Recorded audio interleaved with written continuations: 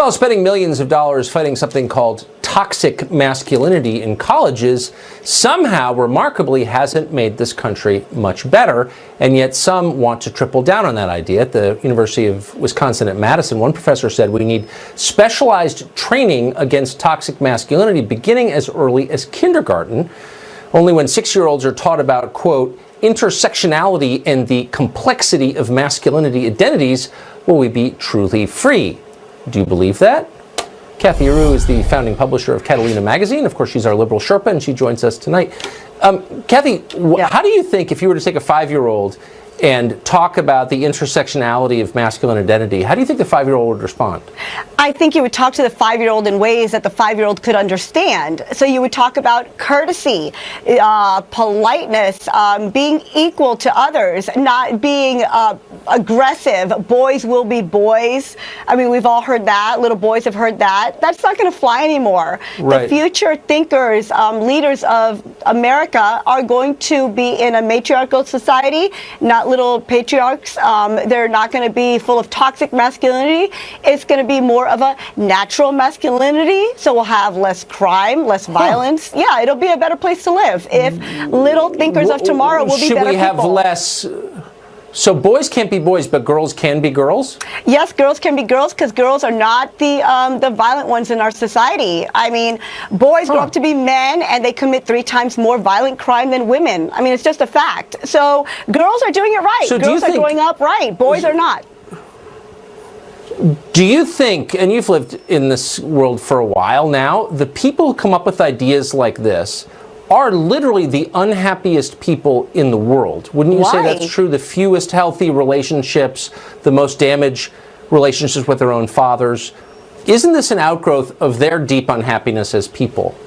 Well, there was a woman that wrote against DDT, the pesticide that was killing insects and pests, but also killing birds and bees. Rachel Carlson, yes. Right. So, I mean, so was she unhappy because she didn't like that birds were no longer singing? Or was she saying that we had all these toxins? Yeah, they were helping the crops, but they were killing nature. So it's the same concept. Let's kill toxic masculinity. Let's kill this DDT in our boys. Yeah.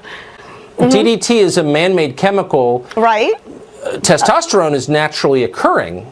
Yes, but so testosterone why would shouldn't it be lead to bad? murder Because it's natural. It's testosterone isn't equal to toxic masculinity. That's what we're saying. Let's teach boys to not be DDT. Let's make them organic. Let's make them green. Let's make them more positive. Okay. Yeah. So. Okay, well that's insane, but you put a happy face on it, and I appreciate that. Cathy Areu, thank you. Okay, thanks.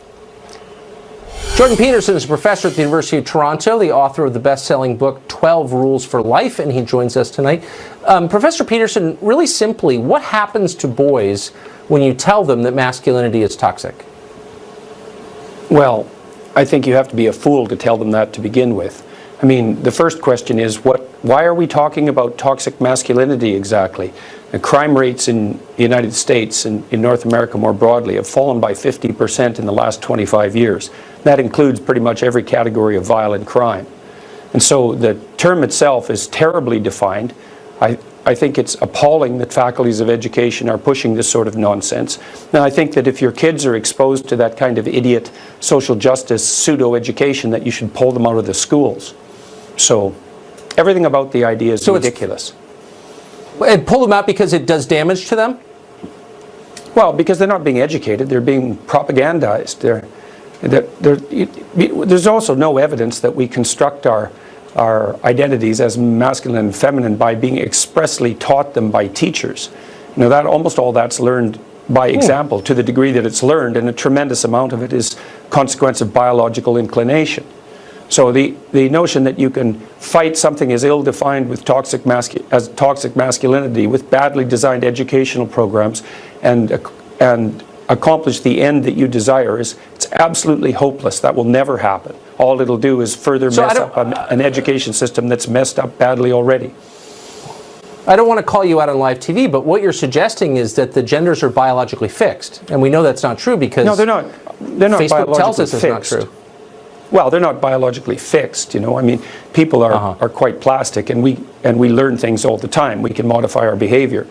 but there are masculine and feminine proclivities. But it isn't even the issue of gender identity that's the issue here. It's the issue of whatever in the world toxic masculinity is supposed to be, and you can't even define it. I mean, if people are concerned about aggression and violence, well, as I said already, the rates of violent crime in the U.S. have fallen by 50% in the last 25 years. We're doing unbelievably well on that front. The streets are safer than they have been ever.